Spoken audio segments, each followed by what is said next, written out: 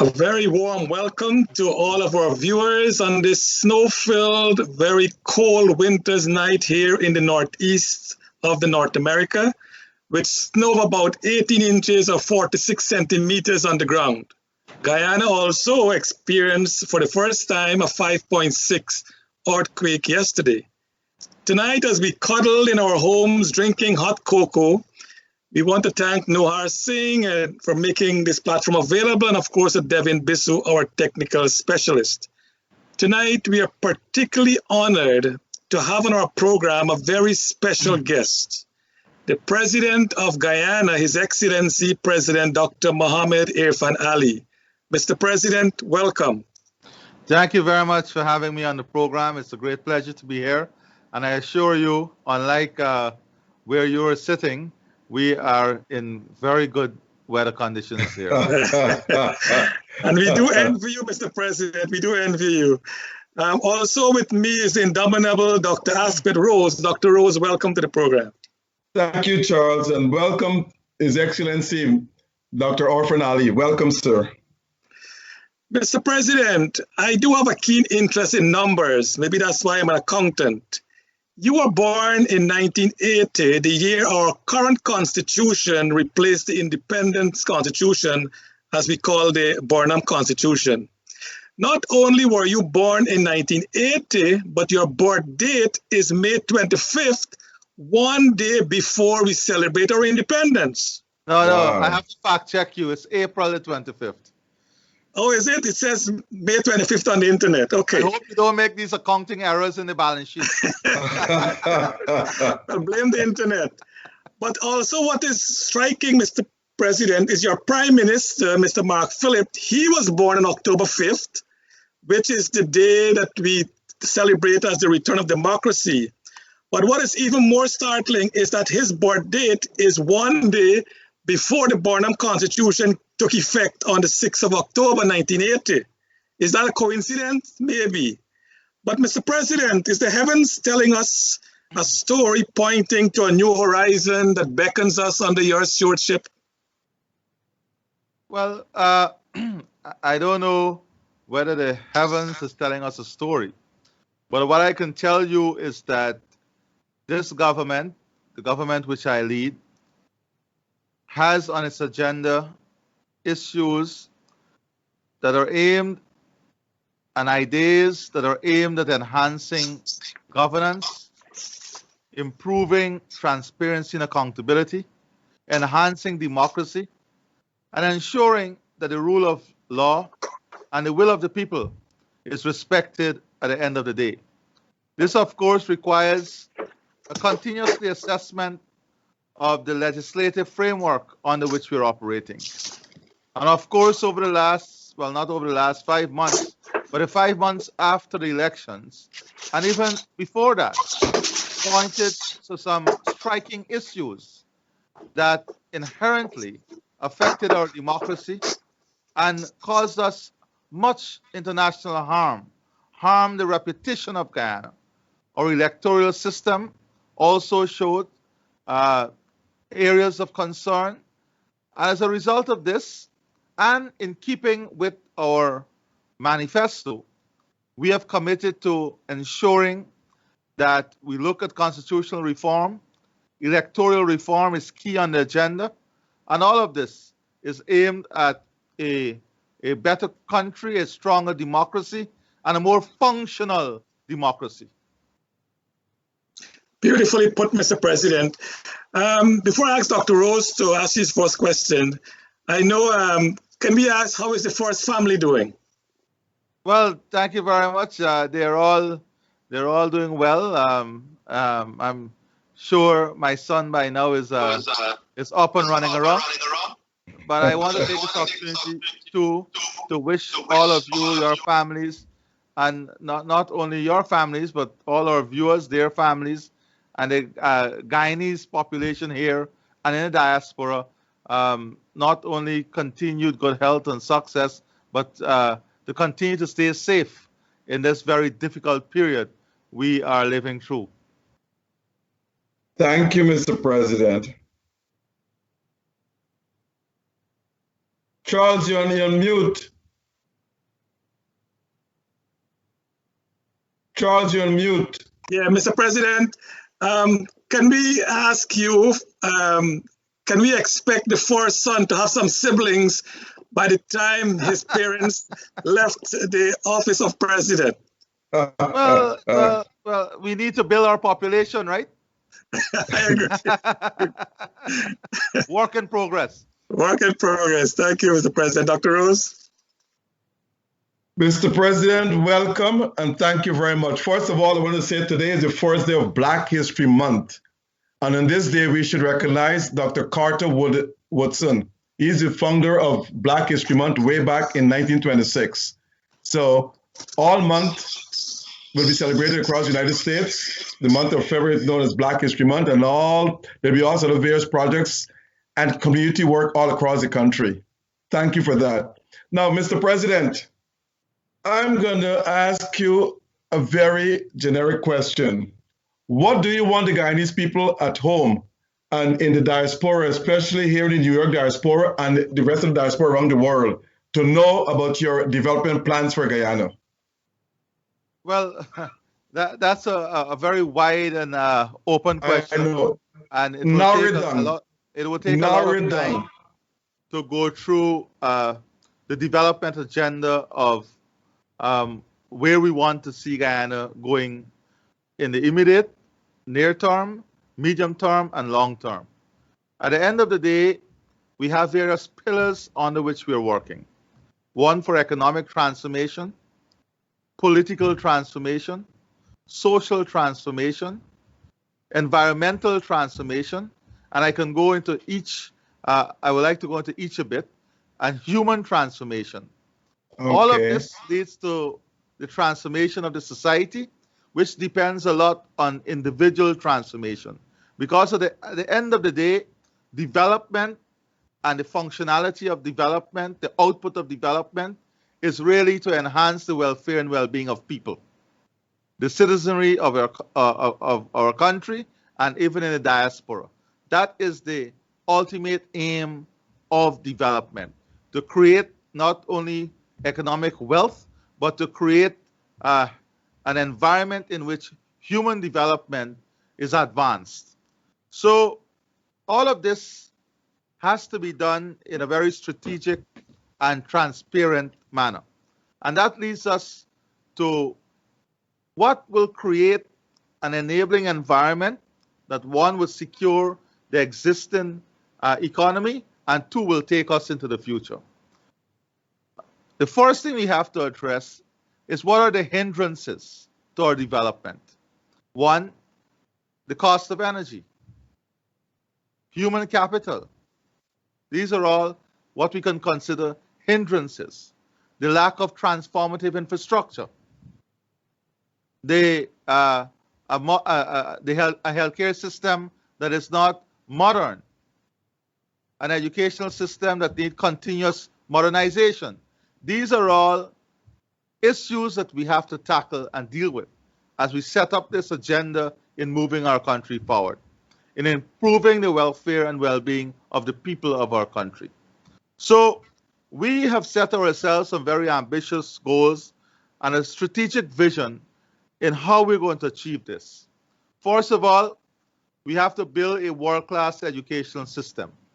And this is where the resources that will come from oil and gas must go, to ensure that we have a world-class education system, a world-class healthcare system, to ensure that we build infrastructure that will not only transform the physical landscape of our country, but that will open up new opportunities in agriculture, industries, manufacturing, aquaculture, because the wealth must be able to create new opportunities of growing new forms of wealth, whilst at the same time stabilizing and enhancing the traditional sectors. That is why we'll continue to invest in key industries that has important social and economic impact, like Gaisuku.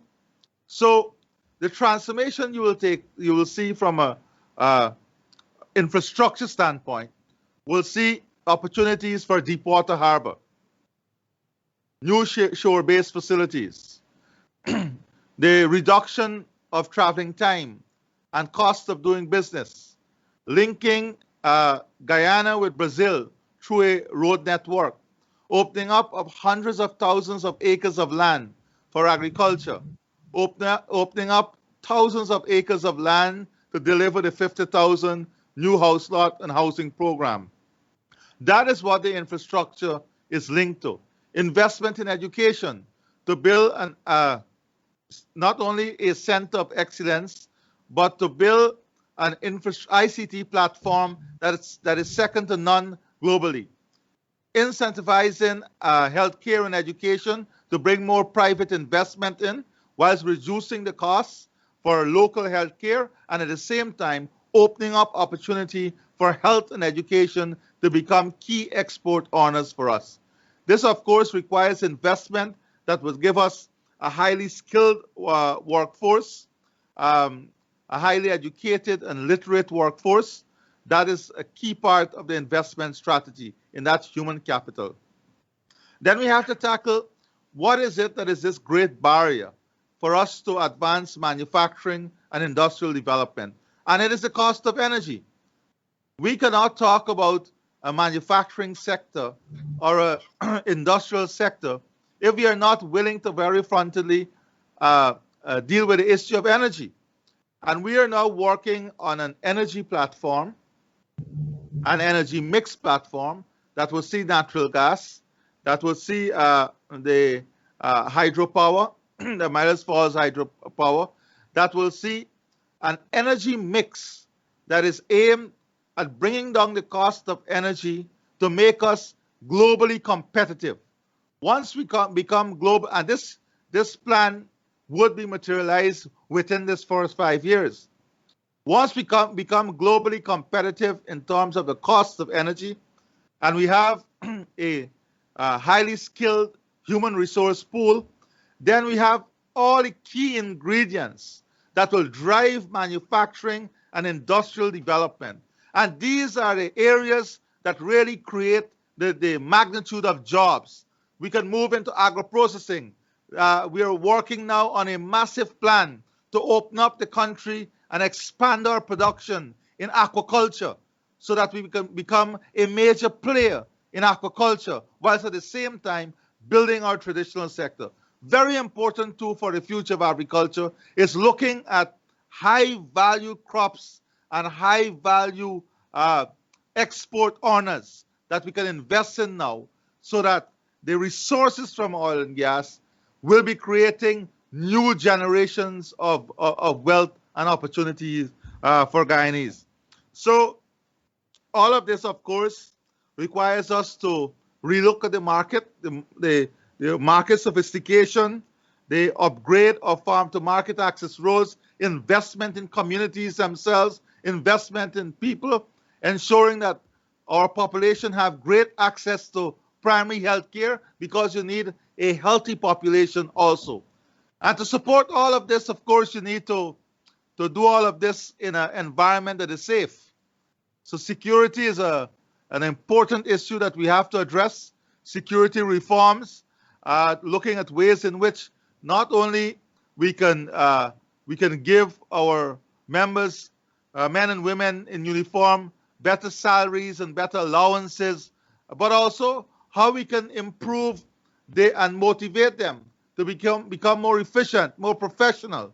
How we can ensure that we build a professional outfit that really deals with our security, the security of our nation. You will know that as we continue to advance and as we continue to get into areas that into new areas of development, when you're talking about a deep water harbor with port facility, you're talking about more sophisticated type of crimes and criminals also. So there will be tremendous retraining and retooling of our security forces to meet these new challenges that will be created. Also, you know, even without oil and gas, we had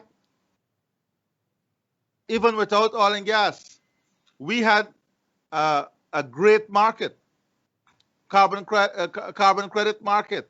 Guyana was able to negotiate that as a country by itself with the Kingdom of Norway.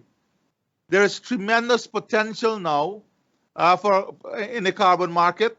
There is the blue economy that we're talking about now, climate change issues, biodiversity, environmental services, the sale of environmental services, and this is a key area for economic transformation.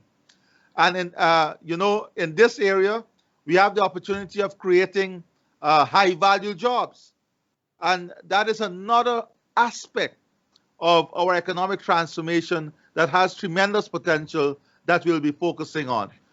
Then, of course, should I stop here and give you an opportunity? Yeah, I think you should stop there. You said a ton there. That's good. Thank you, Mr. President. Now, I want to turn to the diaspora. The diaspora has been one of the largest contributors to the GDP in Guyana via remittances and so forth. I will not go into the number of people in the diaspora, but the tri-state diaspora, New York, New Jersey, and Connecticut have the largest contingent of Guyanese abroad. Would you establish the diaspora's Region 11 in Guyana? Well, first of all, Professor Rose, let me say to you that the diaspora plays a very key and important role. And I would not only like to establish a link, that critical link with the diaspora, but I would like to, and you will see a number of innovative ideas to integrate the diaspora in what will take place in Guyana, from an investment perspective and from a human resource perspective. Very critical. But it also requires some aggression from the diaspora itself. There are a lot of investors there in the diaspora that has access to resources at an individual level. But historically in Guyana, we have many family-owned businesses. We never built consortiums. We never built corporations. Now, with the magnitude and the scale of development and opportunity that will take place, it requires a different mindset. And I would like to see the diaspora coming together with their investment potential, which can become incredible if they come together and push at the opportunities that are ahead. The opportunities are not only in oil and gas.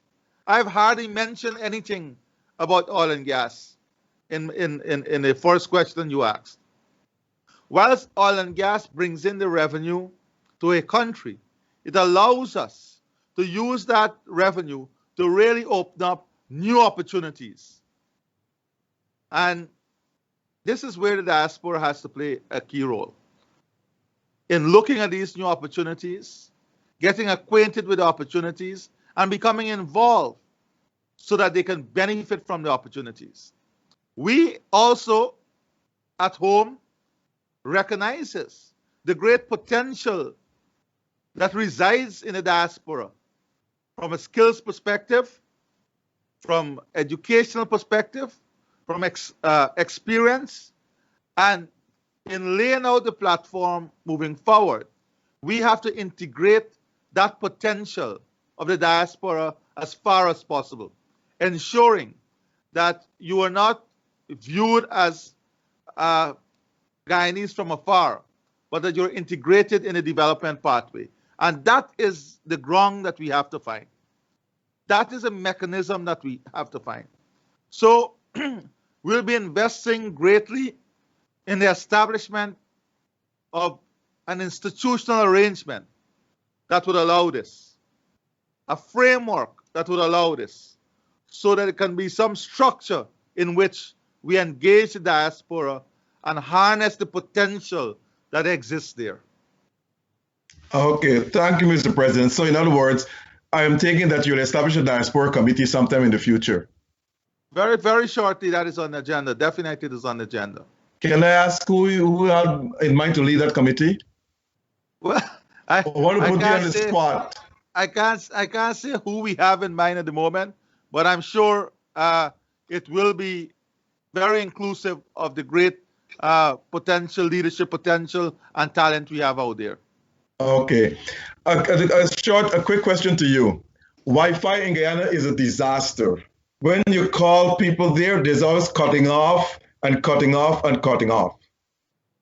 What plans you have in place to end this type of unreliable Wi-Fi services in Guyana?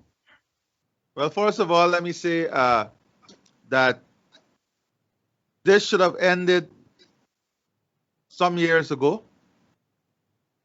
We very quickly were able to end the monopoly and liberalize the telecommunications sector. Since then, we are seeing tremendous interest in added bandwidth capacity and private investment. And this, of course, would lead to not only more efficient service and more reliable service, but in a reduction of the cost of the service. Because that is one of our great hindrances. One of our great hindrance to competitiveness is the cost of bandwidth and the cost of ICT services. And that is being addressed now with the liberalization of the telecommunications sector. We're already seeing costs coming down.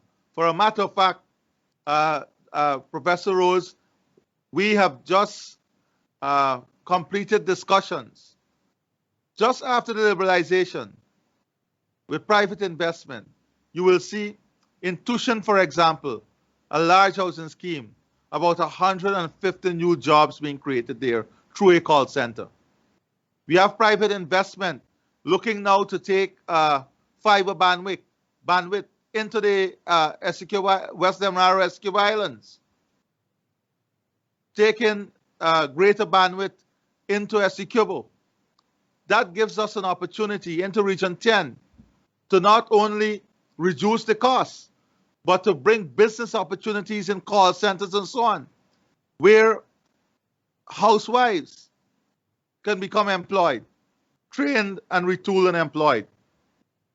Because now they'll be able to have a job that adds to the family income, which eventually will expand disposable income and rebound to the benefit of the economy.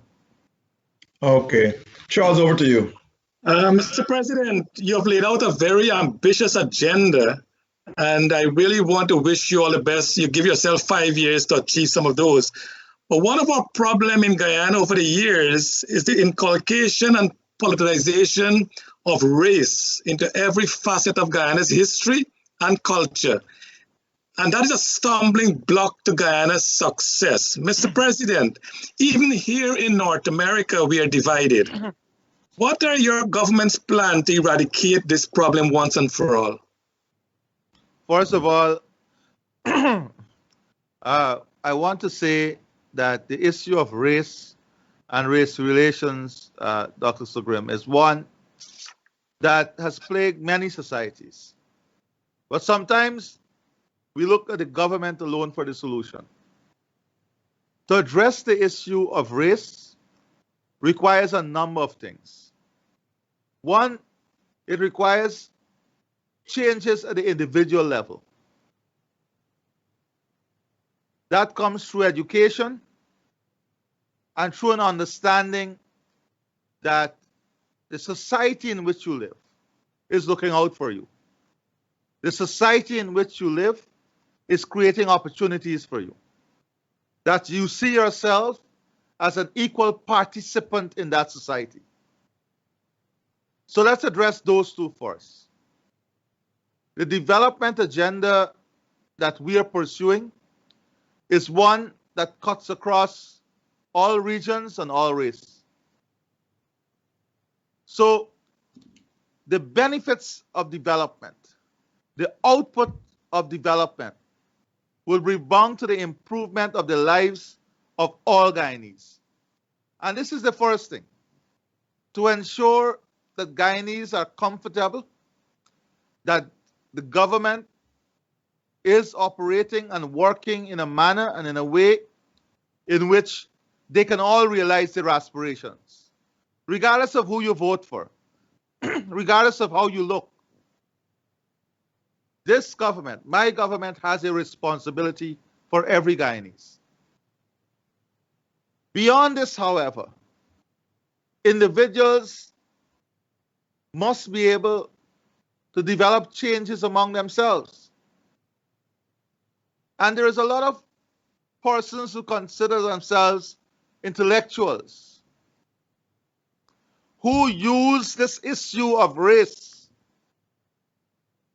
to solidify their own position. They use the issue of race opportunistically. And we have to be able to address this in a very frank and open manner. They deliberately misconceive things and repackage it and disseminate it in a manner in which it appeals or promotes sentiments of hate and racial feelings. Why? Why such selfish agenda?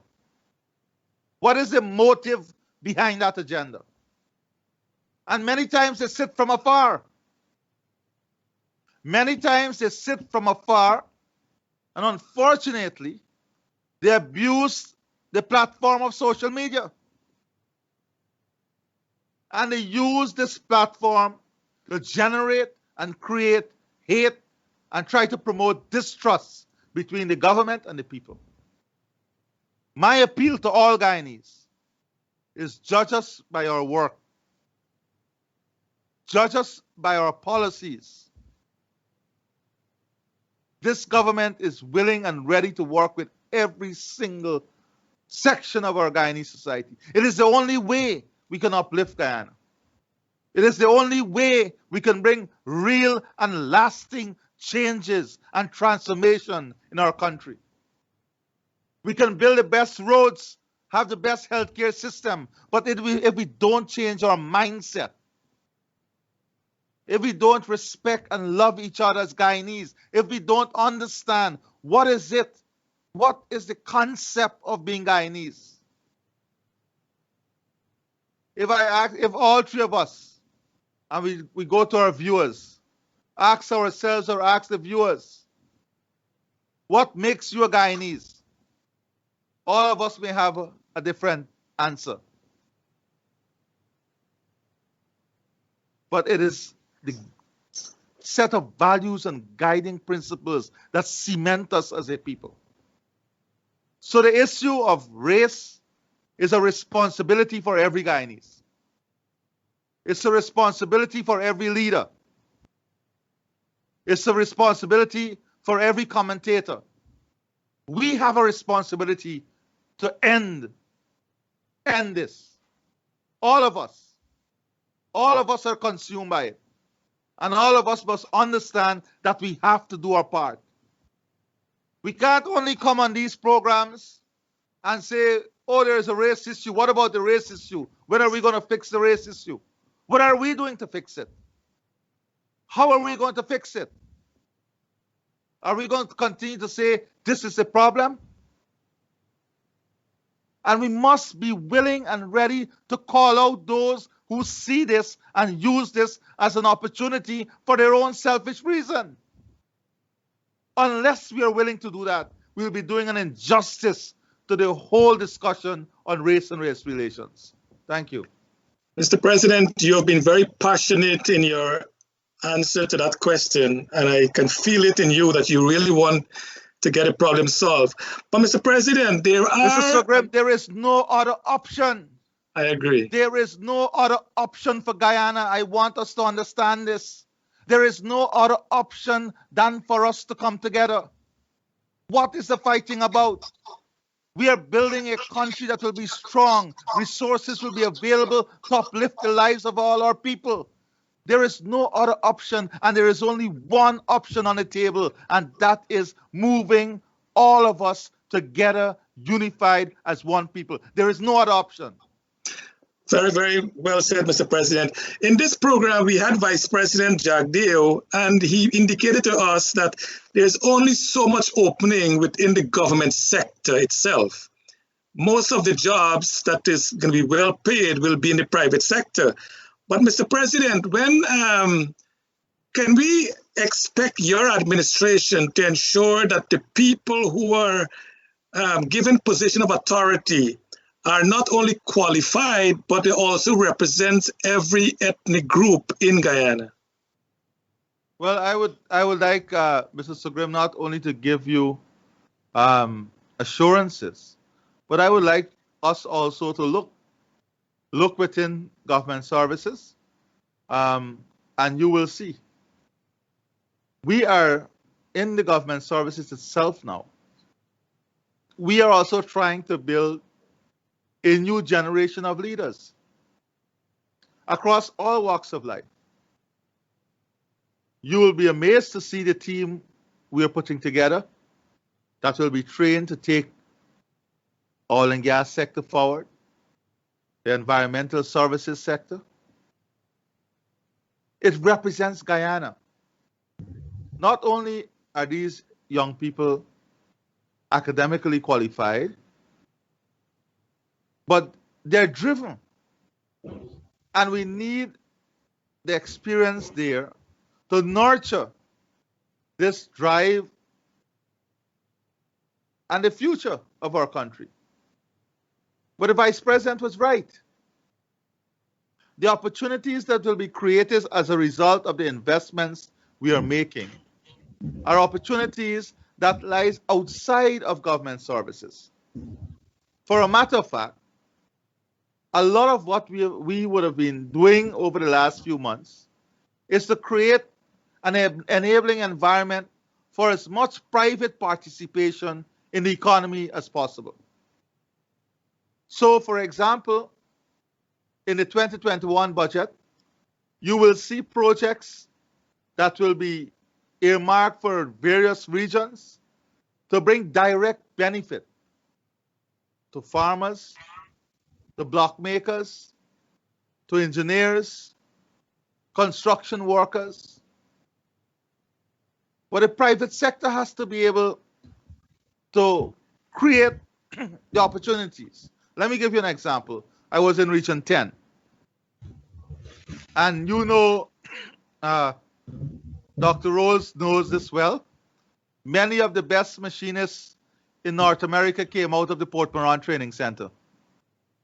Many who lead many of the industries. But I give an example in Region 10.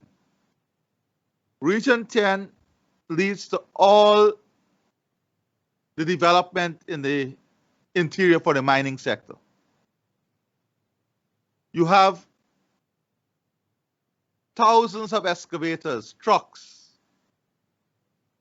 that are working in that sector.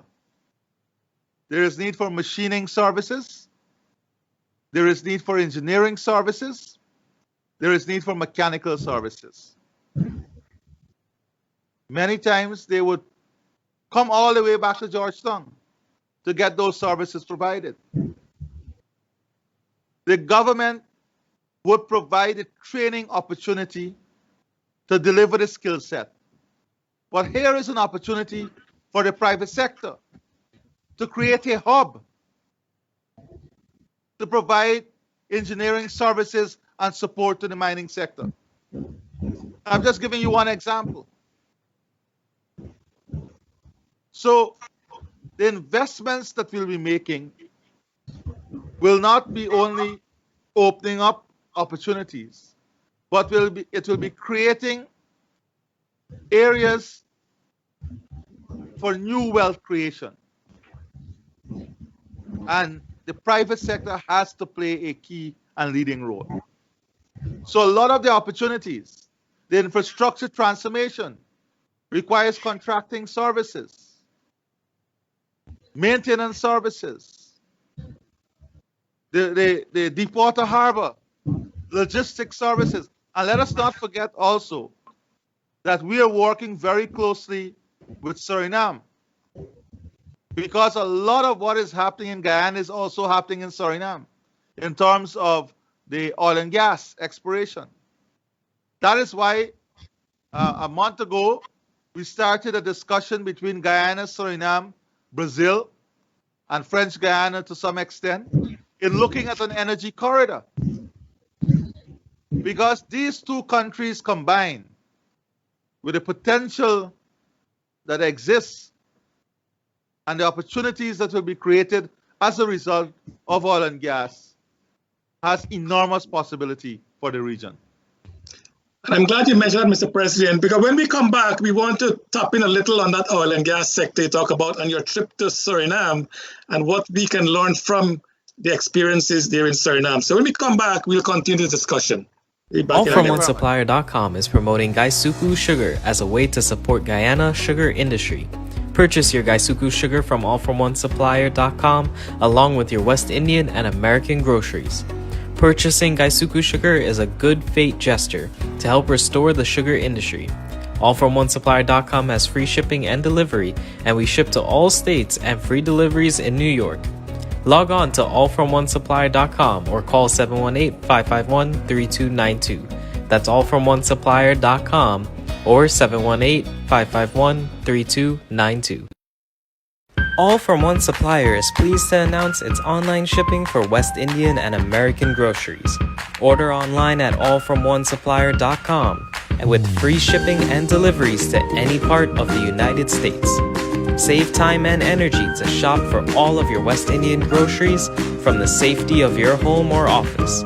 We carry West Indian products like curry powders, meats and fish, dashing bush, pepper sauce, sodas, and your favorite snacks. All From One Supplier has it all. All From One Supplier fulfills and ships your order directly to you. So visit All From One Supplier today to start shopping or call All From One Supplier at 718-551-3292 to handle all of your West Indian grocery needs. That's All From One Supplier, 718-551-3292. Free shipping, free deliveries, or curbside pickup from allfromonesupplier.com.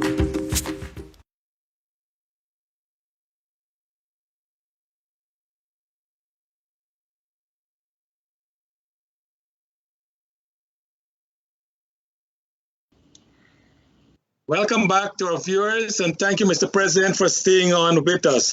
Mr. President, in the last session, you touched a little on your visit to Suriname, and I know you visited the oil and gas sector there in Suriname. In your view, what is your government assessment of the production sharing agreement that we have now with Exxon in the Stabroek Block? Well, we have addressed this issue, Mr. Sugram. We have a production sharing agreement that is in force. We have committed to a process on the way forward, especially when we are negotiating new PSAs. And you will see marked difference in the negotiation of new PSAs. We have to look forward. We have to now move forward, look at ways in which we can have better PSAs. And one of the things we are doing, though, in relation to the existing PSAs, is to ensure we maximize local content. And that is where really we can ensure that there is great benefit rebounding to the local population. So very shortly, we'll be launching a national consultation on the local content policy. You know, we had set up a body, a group, an advisory panel to look at the local content. So we now have a draft policy that we will launch for national consultation in which we will invite all the stakeholders. So very, very key and critical is to look at the existing circumstances and to try to maximize the benefits that is available there for Guyanese. But the future PSAs, of course, will take the new realities into consideration and will be tremendously different, because then we are now talking from a position of strength. We know what is there, okay? In relation to Suriname, you know, they have a refinery there. So a lot of people ask the question, why not a refinery in Guyana? We have made it very clear that this is something for the private sector to look at. The government will create the enabling environment, but these are investments, I think, that the private sector would have to make. I'm very confident that with the environment in which we are creating, wherever there exists opportunities for investment in the value-added chain or the downstream side of things, that you will see those investments being made. What I can tell you is that there is tremendous interest, enthusiasm, and confidence in what we are doing now. And as a result, we're seeing almost all the major international investors looking into our direction and are opening up a conversation with us. And Mr. President, I don't want us to conflate the local content policy with the existing agreement that we have with Exxon. As you would recall, that Chatham House and other professional bodies, they're of the view that Guyana is likely to lose about 55 billion US dollars based on the existing contract with the Stabroek block alone. Is your government of the view that this is a good projection, or is it not? Well, first of all, we have made our views on this public already. We have already said where we are in terms of this production sharing agreement, what we have inherited, the sanctity of contract. We have spoken about areas that, and we've spoken at length about this, areas that could have been better, but we have a PSA that exists. We have to ensure we work on getting the best out of what is there and ensuring the future PSAs, which I can assure you will be far different, because we know we're operating from a different perspective now. Thank you, Dr. Rose. Yes, Mr. President, I'm going to GCOM, which failed miserably, in my opinion, in those 5 awful months in Guyana, March 2nd to August 2nd. Now, GCOM is operating on a structure put together by Jimmy Carter for the 1992 election to reestablish democracy in Guyana.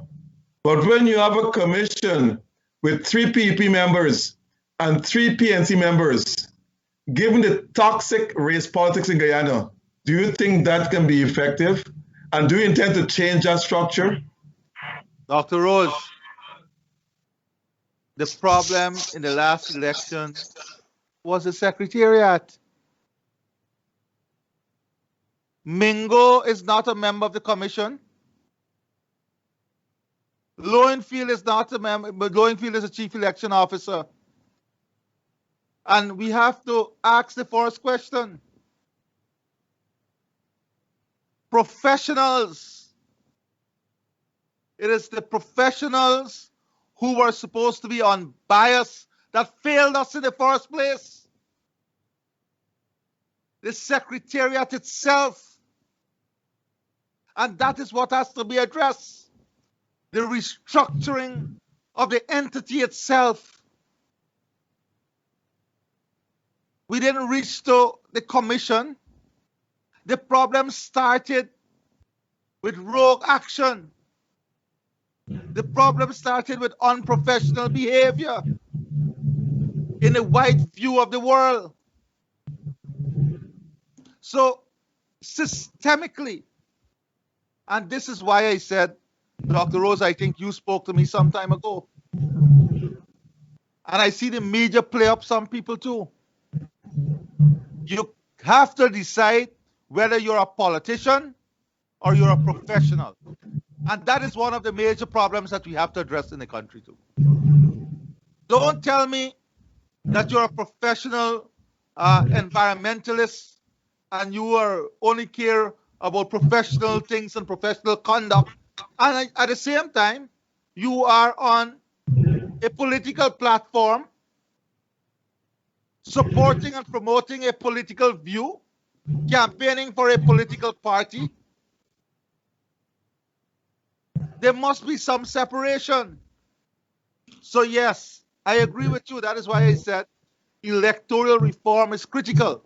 But I do not want us to forget that sometimes we narrow it to this Carter formula on the commission.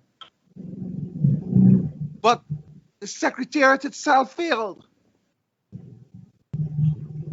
The professionalism and professional conduct that was expected there did not deliver. And that has to be fixed. That has to be fixed. Okay, Mr. President, in the last campaign, the PP campaign on free education for all, from nursery to university to post-secondary, and you have announced that UG will be free as of sometime in 2024. Now, if someone is going to UG, will they get a free education without strings attached? Meaning that they go there to study, they get an education. They don't have to serve in the government, they don't have to go to national service or nothing to start. Is it a free or there are strings attached? So, Dr. Rose, first of all, we are very committed to achieving that target well before the end of our term. We are also launching the 20,000 scholarship program that will look at many different fields of study. And what we are doing and what we hope that we just said earlier on the program that a lot of the opportunities will be derived from private investment and what is taking place in the private sector. So definitely we cannot have conditions that would preclude the output of the university from having those benefits and opportunities. So there will be no strings attached in that way, but we will be training for the requirement of the economy. We are in the process of establishing an international institute of hospitality management, and this is key to the changes that will take place in terms of the tourism and hospitality sector. We're right now looking at the establishment of an international institute of oil and gas. These are all things that are part of the educational transformation that will take place. But in that bridging period, we'll be providing these scholarships to bring our population up to speed with what will be needed in the new economy. Okay. I'm going to go to a question that has been in the minds of almost all Guyanese. Some in Guyana have claimed that the police force is corrupt. Others have contended that the police, they're abusive, especially to the average citizen, and they tend to harass the citizens without any causes. And they all tend to give, many others complain that they give the rich and powerful a pass. Mr. President, do you think the police force needs a massive reform program and also should re-educate its officers to their role or their motto to serve and protect and not to harass or be abusive to the citizens? I definitely believe that there is a lot of improvement that is needed in our security sector. I am of a strong view that we have to have a greater level of training, the use of technology to not only help the police in their work, but to make police more accountable. We have to have technology to make them more accountable for their actions. We have to have a better environment in which they operate, not only from a wages perspective, but benefits and the actual physical environment in which they operate. And these are things we are trying to work on. I mean, the police stations themselves must be welcoming. Sometimes you're afraid to go into the police station itself. So these are things that we are working on. We're working on the regionalization of the police force from different perspectives, not only from, and also looking at the police services, not only from a crime fighting perspective, but from proactive policing, dealing with many other matters in our society. That is why neighborhood police, community policing group, we are now exploring what we spoke about in the campaign, that is a border patrol unit. These are all things that we're thinking about in the general macro framework of national security. But yes, I agree with you. There is a lot that has to be done, and there is a lot that will be done in terms of reorganizing, retraining, retooling, motivating, holding the force accountable for their actions, and also at the same time providing an enabling environment in which they can operate and carry out their duties. Okay, turning to municipal politics, Mr. President. The mayor of Georgetown and his deputy have stated that most of the high-rise buildings erected in the city do not pay taxes because of concessions from the government. And this is making City Hall starving for funds. How do you intend to change this? Well, first of all, before we address the question of how we intend to change it, the question is this true? Is this the true? Mayor, the mayor and the deputy mayor said it. Well, that doesn't make it true. Because, Dr. Rose, you will recall that there was an amnesty when the APNU AFC was in government. Tons of revenue was raked in during that amnesty. Where is the revenue? You have to have a system that people feel confident represents them, and whatever you pay into the system must be working for you. We have decades of misappropriation. Just look at Justice Kennard report, his COI into City Council. It tells a story of nightmare when it comes to financial accountability and transparency. Look at the Auditor General reports. Decades of financial statements not filed. Mismanagement, misuse of resources. So yes, I agree that there are businesses that may not be paying their taxes, and we have to ensure that they pay their taxes. But at the same time, we have to ensure that the institution that is collecting the taxes there in the city is managed in a transparent and accountable manner. We have to ensure that it's managed and the resources are used in the interest of the city and the people. When the PPP was in government previously, almost every year we gave the city a bailout, help them with garbage collection, the electricity bill, or something. So central government, PPP central government support for the city was never lacking. All the major roads on Robb Street, Main Street, it is the central government that did it under the People's Progressive Party civil government. The city cannot find excuse for its own malfunction. They have to fix it. And we have to be able to say to the mayor that, listen, this has to change.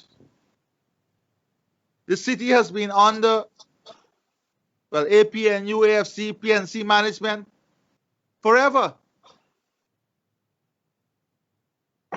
This is a product of the APNU, AFC, PNC governance.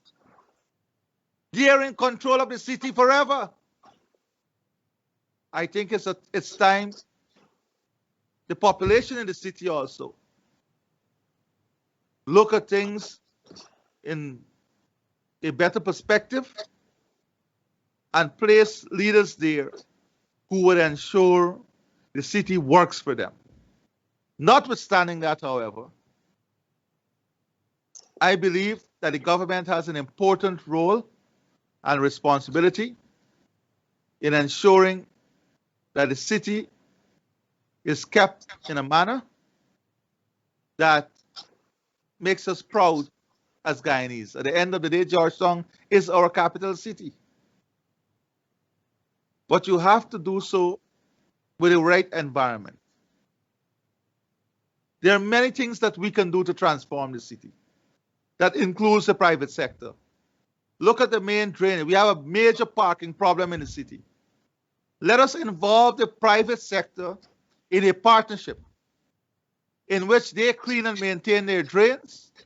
In exchange, they get to cover those drains with removable covers and use it for parking. Many businesses are willing to adopt different spaces to make them green and more beautiful, to replant areas in the city. How is it the city is engaging the private sector? What are they doing to build trust with the private sector so you can have greater participation, not only in paying of taxes, but in a general upkeep, modernization, and transformation of the city itself? So those are things we have to consider too. Mr. President, since we're in the city, I'll ask you one question before I put it over to Charles. Georgia was once dubbed the garbage city for years. It appears that garbage is re-emerging in the city as we speak because someone sent me pictures of garbage dumps here and there. What do you intend to do to stamp this lawlessness out and prevent and make the city free of garbage? Well, that by itself is a very loaded question, and I can give you a very loaded answer. Let us not have any misconception. The APNU AFC came into government with a quick fix: amnesty, collect resources, donation, on a massive city cleanup. What happened? 6 months after, no money to sustain it. The city didn't have money to pay the garbage collector because of the way the city has been managed. And then I like to deal with things frankly. Sometimes people believe that when they manage the city in a certain way and a certain manner, it reflects bad on the government. So the government get the bad name, you know? Look at how this PP civic government has the city. But it's the APNU AFC who runs the city. These are things that has to be fixed. The narrow-minded nature of the politics sometimes that exists within the city itself. I am ready to sit down to develop a long-term strategic approach to the redevelopment of our city. I'm ready and willing to do that. But we all have to understand that a city is much more than APNU AFC, much more than the PPP. The city is a representation of who we are as Guyanese. So you're not destroying someone politically or a political party by your inaction. You're destroying our country. Look at the state of the city hall, the city's engineers building. We are now trying to put resources together and work out an arrangement to have those buildings restored from central government, because it means too much to us as a people to have the negligence that is taking place in the city. Okay, Charles. Mr. President, continue with the discussion of corruption. As you know, corruption has eaten away the conscience of our nation. In Guyana, no one went to prison because of corruption. Here in the US, senators went to prison, governors went to prison, high officials went to prison because the system here works. Mr. President, can we put a time frame under your administration? Can you commit to our nation that you will bring an end to this corruption and those who are guilty of corrupt act will go to prison? I can tell you very clearly, I hardly think there is any leader globally who can really say that they brought an end to corruption. What I can tell you is that in a realistic manner, I will work very hard, and the government will work very hard in ensuring that systems, institutional arrangements work, guidelines and procedures are in place And not only do they work, but people will be held accountable for their stewardship. And that is important. Holding people accountable for their stewardship. So that is something that I can assure you of.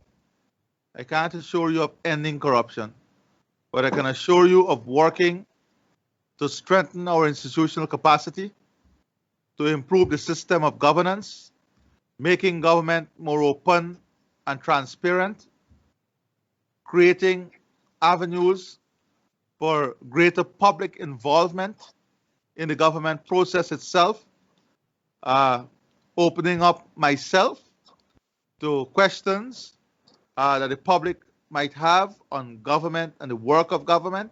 These are important things. But as you rightfully said, and the elections showed us, in every country, the people may fail you, but we must never have a situation where the institutions fail us. It is the institutions that make sure that right balance is there. And that is what we have to work on. Ensuring that the institutions never fail us. Build them strong, professional, and credible. And even in the oil and gas sector, we are being very, very, very careful in the level of involvement of politicians. That is why we said there'll be an arm's length relationship between the politicians and the Petroleum Commission.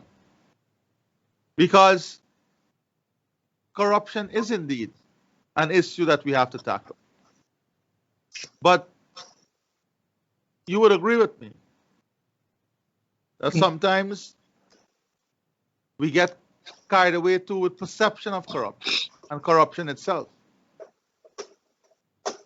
So I think once we are able to have greater public involvement and have the institutions strengthen and work, then Guyana will be heading to not only a more transparent future, but a future in which the citizenry can rely on the system of government and institutions to protect them.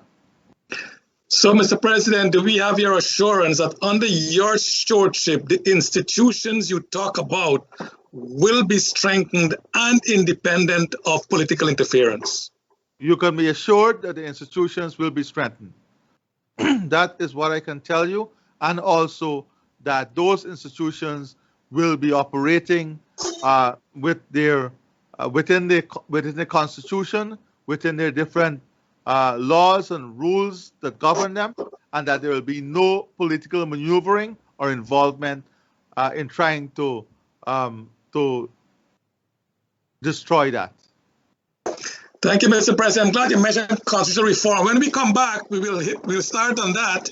As our time is, you spent 1 hour with us so far. We want to thank you so much, Mr. President, and we'll be back shortly for the last session of our program. Travelspan is now serving Guyana for over 26 years. They offer all airlines such as American, Eastern, Caribbean, and JetBlue. Guyana now has choices, so let Travelspan compare all airlines and offer you the best fare. And don't forget, Travelspan now has a shop, ship, and cargo division. So if you cannot travel, then shop and ship your items to Travelspan. Travelspan clears your items with customs and also has your items ready for pickup at any one of our offices in Georgetown, Berbice, or West Coast Demerara.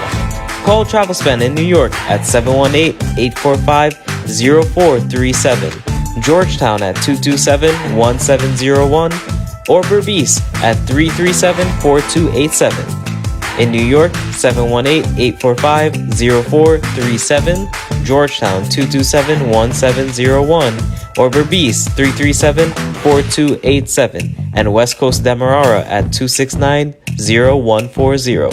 Let Travelspan book your flights or ship your items. Globespan 24/7 is serving the community for over 2 years. We hope that the programs have been of value to you as we continue to connect with the issues and politics that matter to you.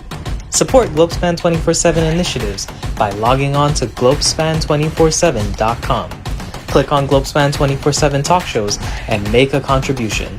Your contribution will help to build a better platform for the communities. On Globespan 24/7, you can also download the player for Roku TVs, Samsung TVs, and Android TV boxes. You could also download the Globespan 24/7 channel on your Android mobile phone. Support Globespan 24/7 and also support the companies that support Globespan, such as Travelspan and allfromonesupplier.com.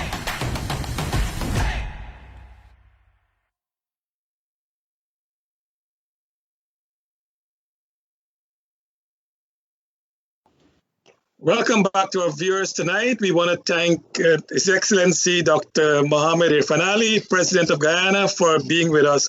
Mr. President, the last session, you talk about constitutional reform. Do we expect a new document or meaningful constitutional reform by the end of your first term as president? It will be highly arrogant of me to take it upon myself to say what should be the outcome. I can say to you that I expect a process that would lead to the constitutional reform. The Constitution is in the hands of the people, and the consultation that is required for the reform of the Constitution must include the views of the people. We are not going to sit in a small office or a large office and decide what is best for the people. A consultative framework, a consultative mechanism would be in place to drive the constitutional changes that the people so desire. Every stakeholder will be involved. Every stakeholder group will be involved. Every interest will be involved. But importantly, the people will be involved and drive this process. And it is an important part of our agenda in this 5 years. Okay. Mr. President, I want to put you on the spot like Dr. Rose did sometime. How much would you consider a livable wage for a family of 4 in Guyana? And whatever that number is, can the family expect under your stewardship that it will attain that achievement, that target? Well, first of all, a livable wage in Guyana has to be in the context as to what services are offered by the government itself. How much of that wage a family has to put aside for education for their children, basic healthcare services, community services, transportation services, electricity services. So the first thing beyond the wage issue is for the government to, one, and this is what the government was aiming to do, give every family equal and the best possible access to at least great primary health care. 2, give every family the opportunity to have their children fulfill their educational ambition. 3, create an environment, an investment portfolio that seek even development across communities. That is, every family must have good access to clean water, healthy water, good community services, road services, communication services.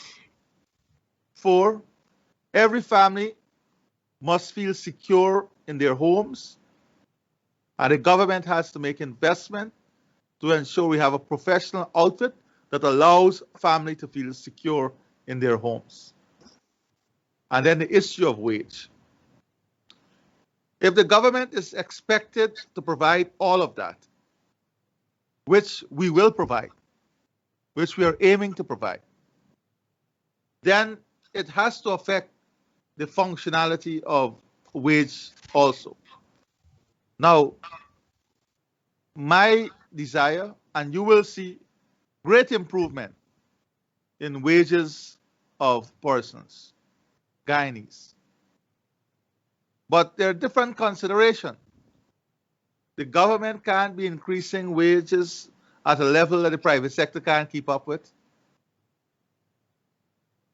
Then when the economy heats up with all the private investment and government investment that is taking place, that has to be managed carefully because you can have inflationary pressure.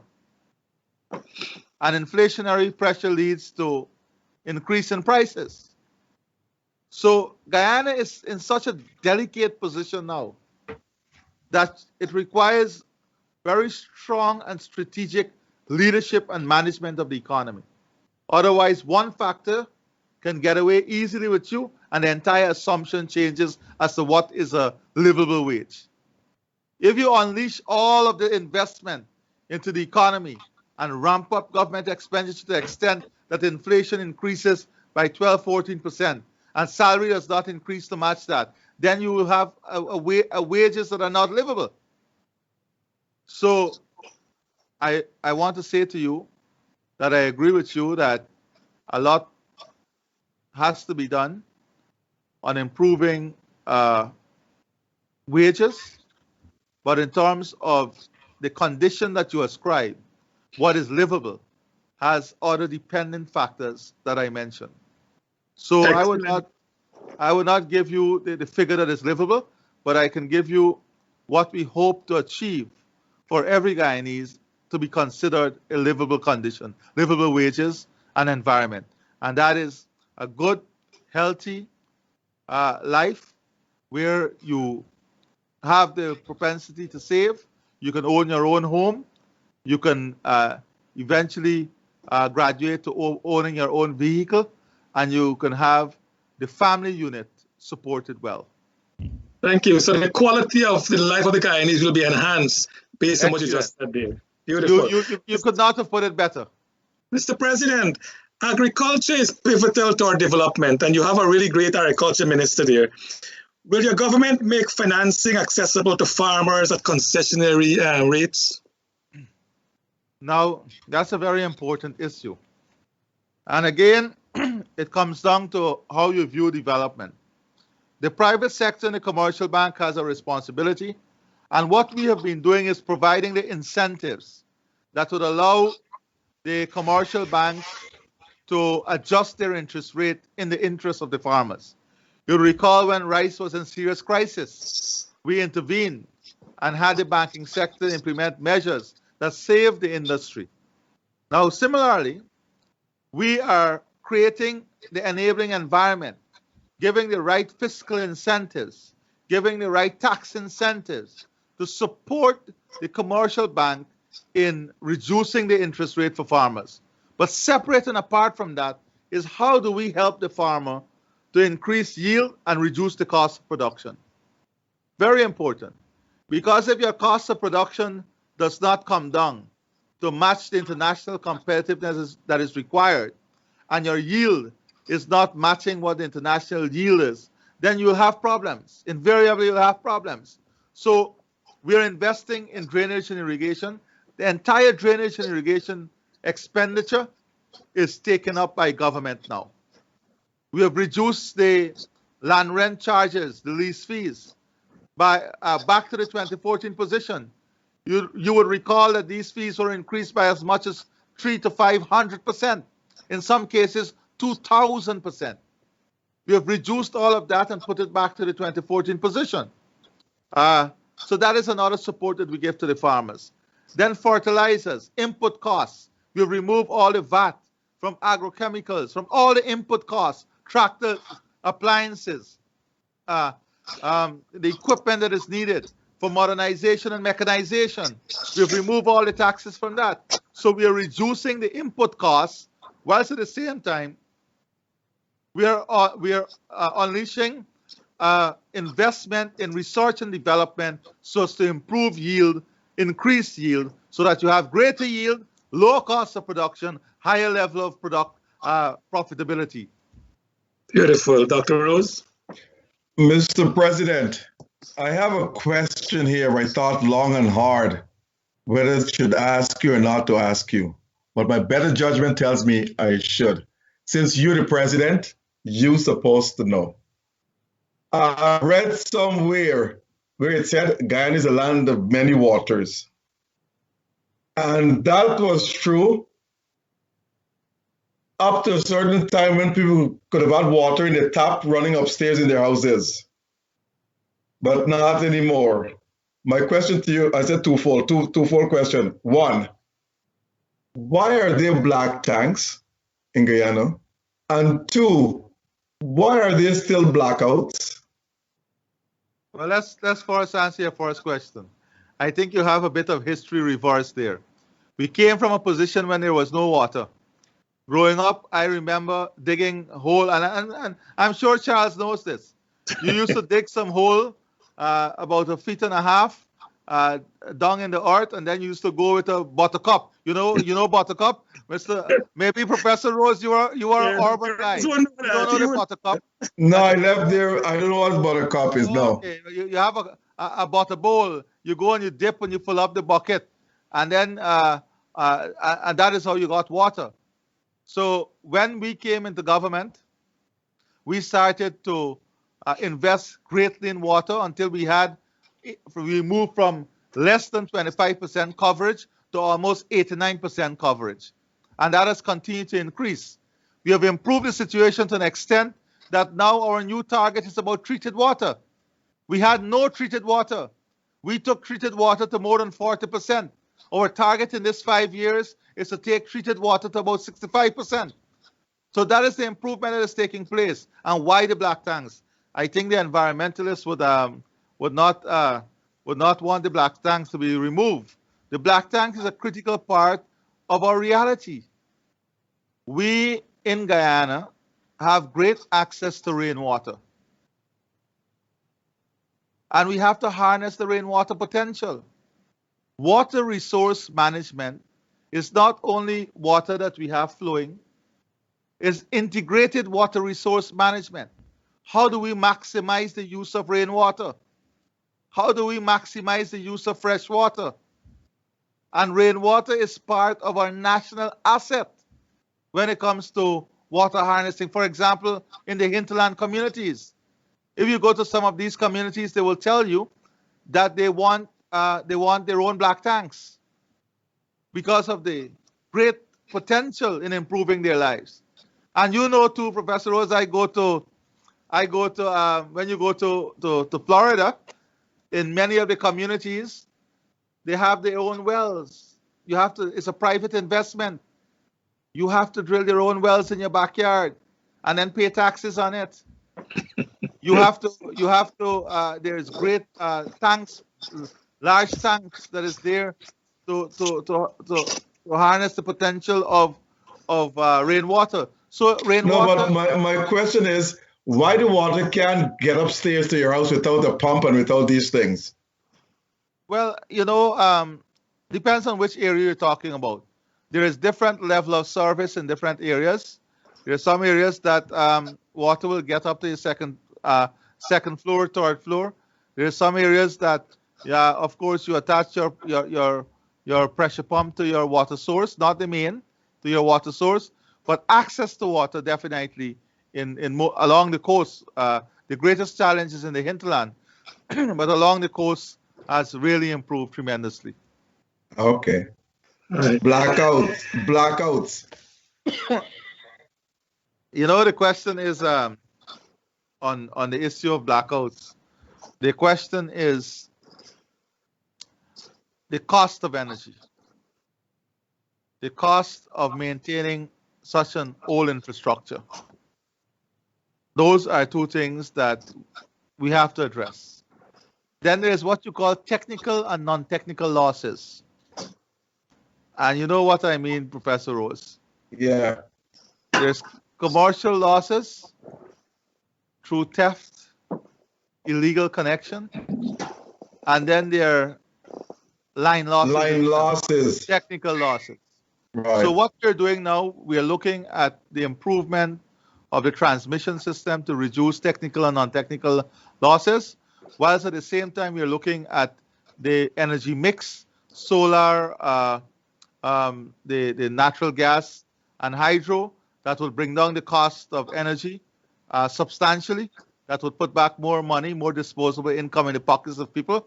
And do not forget that we took out VAT on electricity and water as one of the first steps when we came into government. Okay, quickly. Why you decide to reopen up the three of the four sugar estates closed by the previous government? Why? I didn't get a question. Why you decide to open up three of the four sugar estates that were closed by the previous government? Well, we decided to open up back the entire sugar industry. It's a work in progress. They shut it down. The social and economic cost of shutting it down was never analyzed. We know, and you know, that the social and economic impact of sugar and the integration of sugar into the lives of many of those communities is not only critical, but fundamental to survival. Our job now is to reinvest in the sector, rebuild the sector, make it strong and profitable. And we are working now on not only on the rebuilding of the sector, but looking at harnessing some private sector potential and capital in doing this together. Mr. President, I know your secretary is telling us that you have another appointment coming up, and we want to thank you so much for being with us. But in closing, I want to ask you this question. I want you to flash forward to the end of your presidency. What do you want your legacy to be? And more importantly, what will you want the people, the citizens of the country to remember of your legacy? Well, first of all, I'm not working for a legacy. I'm working for the people of this country. At the end of 5 years, I hope that they would want to re-elect me in a larger way. So we get to 10 years. But my hope and aspiration is for every Guyanese to feel great pride in being a Guyanese. That pride must be built on a love for each other, love for country, love for community. It must be supported by a strong economy, by a country that provides good health care, educational services for its citizens, and a country in which we all will be proud to be part of. And in doing so, I can only commit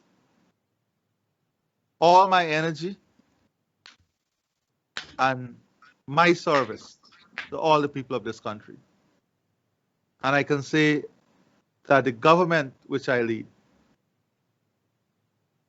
also would do the same. I want to see smiles on the faces of Guyanese. I want to see us embrace each other with true meaning, with true understanding, and with true conviction of that motto: one people, one nation, one destiny. I want to see a Guyana in which it must not be difficult for us to reach out to each other. There must be arguments. There must be debates. There must be varying views. But there must always be a common thread of wanting the best for Guyana.